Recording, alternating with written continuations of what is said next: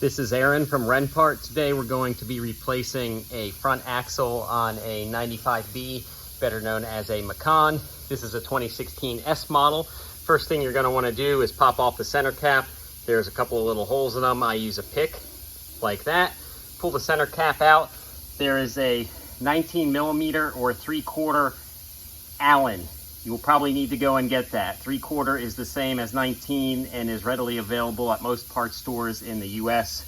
Actually, you might have to get that on Amazon, not sure. We had one.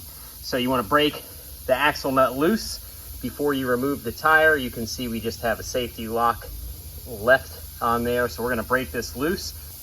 After you've removed your wheel and axle bolt, there's the axle bolt. You can do a couple of things. Basically, we need to remove these inner axle bolts. They are M10 triple squares, not a Torx. You'll strip them out and then your life will be hell getting those out. Get the right tools, do it right the first time.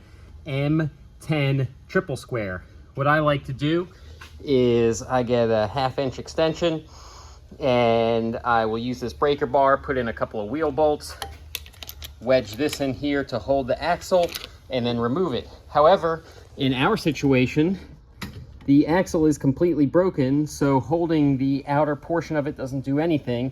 So we're going to either see if we can get a compact air wrench in there, or since this axle's trashed, just put a pair of vice grips on it to keep it from spinning.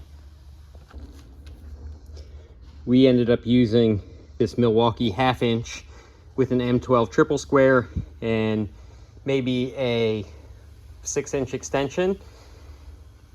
Maybe that's 5-inch, 4-inch, I don't know. But it fits perfectly in there. We're able to get those out despite the axle being broken.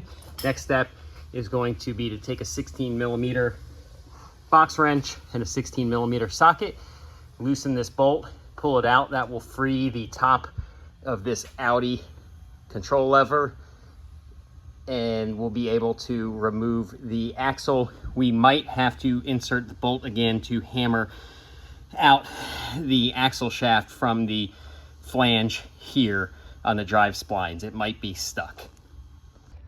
This is just showing you after that bolt comes out, it's actually not torqued that highly. I want to say it's around 30 foot-pounds or 35 foot-pounds.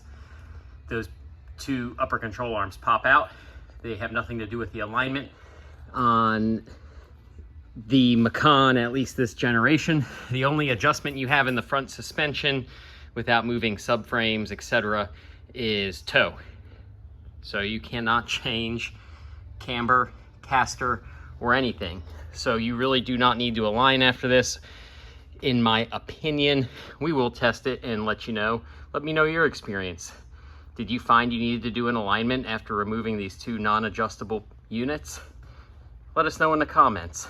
Anyway, so now's my favorite part of the video where I tell you assembly is the exact opposite of disassembly. So we're gonna slide the new axle in, get the new nut tightened up a little bit, tighten up the inner pieces, tighten up that, put the wheel back on, and then torque the big nut. In a future video, it looks like we'll be doing a video on brake pads. These are the OEM dusty pads. We've got some Carbotech super low dust pads. We'll make a video on that next. We don't have the brake pad sensors here to do that today. Aaron from Renpart, out.